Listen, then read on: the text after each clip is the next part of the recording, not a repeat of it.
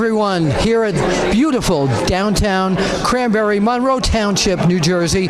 Bill Apter at Legends of the Ring, and my old friend, not old, but Jerry Lynn. Welcome. No, very old. No, not at all. No, I'm hitting a birthday tomorrow, and I'm going into triple digits. So. Oh, really? Yeah. Well, that's what. As long as I've been around, that's what people think. Anyway, you look wonderful, and what he doesn't know is I chat with his wife on Facebook periodically. Oh boy. Yeah, you get all the dirt, huh? I do, but it's all good dirt.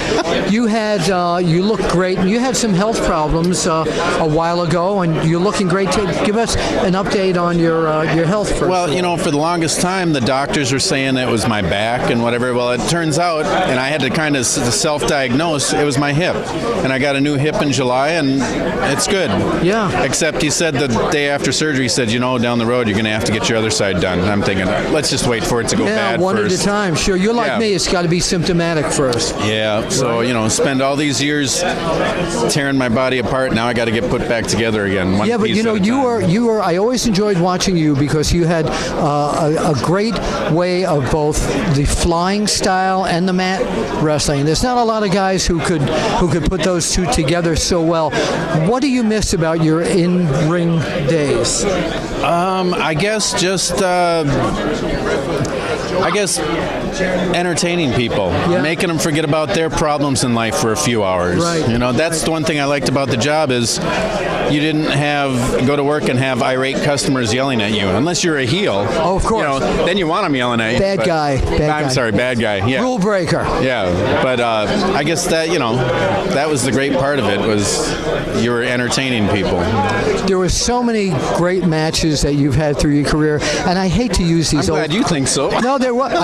You were always one of my favorite wrestlers. I don't say tell workers. That to all the guys. No, I'm serious because I always loved your type of style. Because if I was ever a wrestler other than the Office Championship, your style is the style that I would have wanted to do. But is there that one match that you keep reliving in your head and saying, boy, that was me at my best? I never thought I was at my best. I was always my own worst critic, and I always thought that's the one thing I hated about having to quit wrestling was there is so much more I wanted to learn, and so I never was happy and content with my level of performance. I always wanted to get better.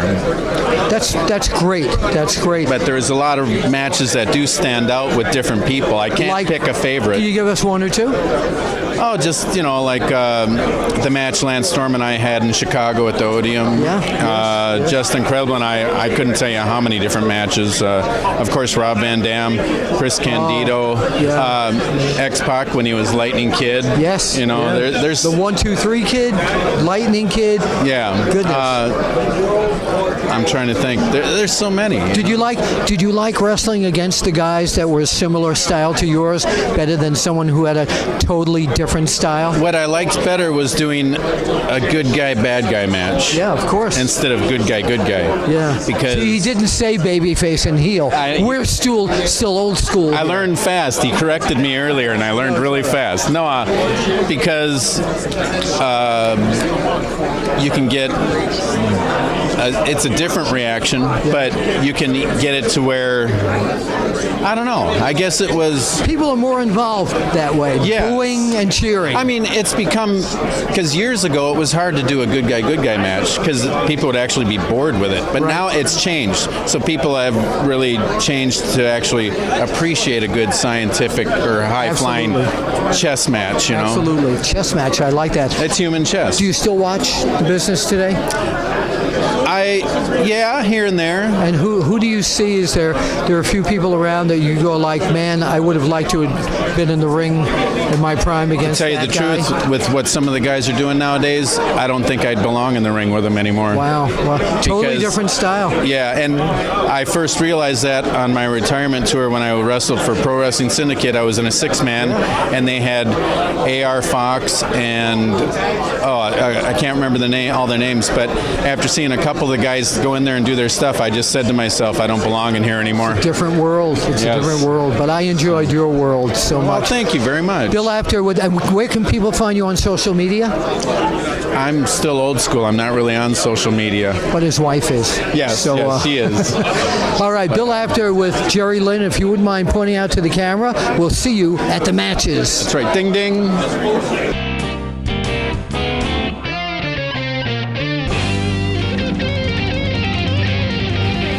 It's May 1st, 2016. This is Bill Apter down here at Apter's Alley, and I'm headed out to Forge Recording Studios in Orland, Pennsylvania to record the audible version, the audio book of Is Wrestling Fixed? I didn't know it was broken.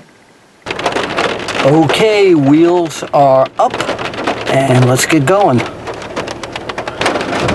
Obviously, this is a great day to be indoors at a recording studio.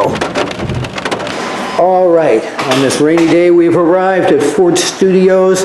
Hello, anybody home? Hello. Hey, Brendan, good to see you. Good to see you, Bill. I'm ready to record. Can I ask you a question before we start?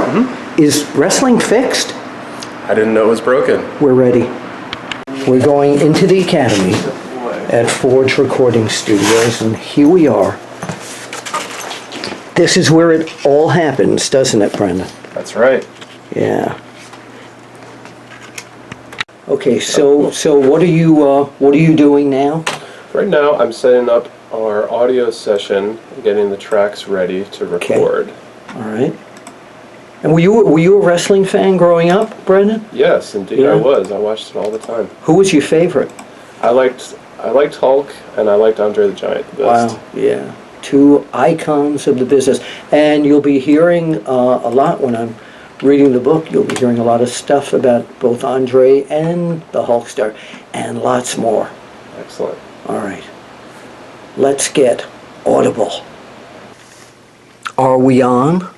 Is wrestling fixed? I didn't know it was broken. Let's go into the studio here. And this is what they call a microphone, of course. And in front of us here is what I'm going to be reading from. So yeah, this is great. I've never seen the print on my book this big. Is this like just for seniors, Brendan, or this is for everybody? That's what everybody It's gets. for everybody. Okay, so we're going to go to work soon, and we will pick this up in a little bit.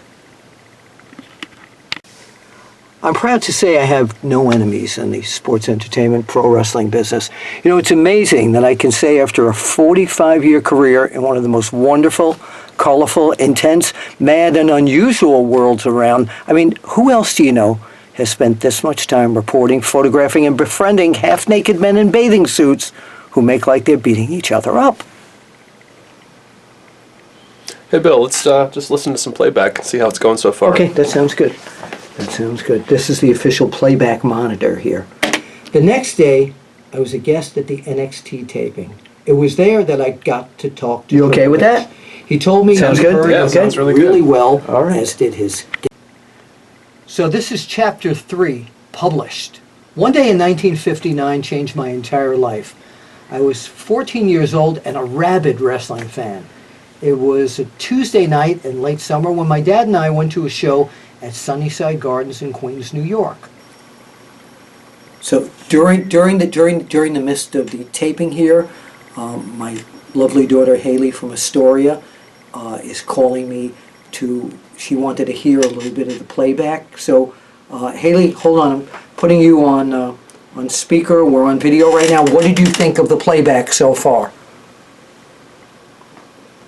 Oh, so far I thought it sounded just like you. It sounded just like me. Thank you. Bill, we're done with Chapter 8. Okay, how's it sounding so far? Sounds great. Does it? Yeah. Okay, so we're going to move on to Chapter 9 about my secret contacts. This is a biggie because people are always asking me, who did you talk to? You know, who gave you the inside scoop? So that's what this chapter is, all right? Great. See you in a little while. All right. Are you ready? I'm ready. Are you ready?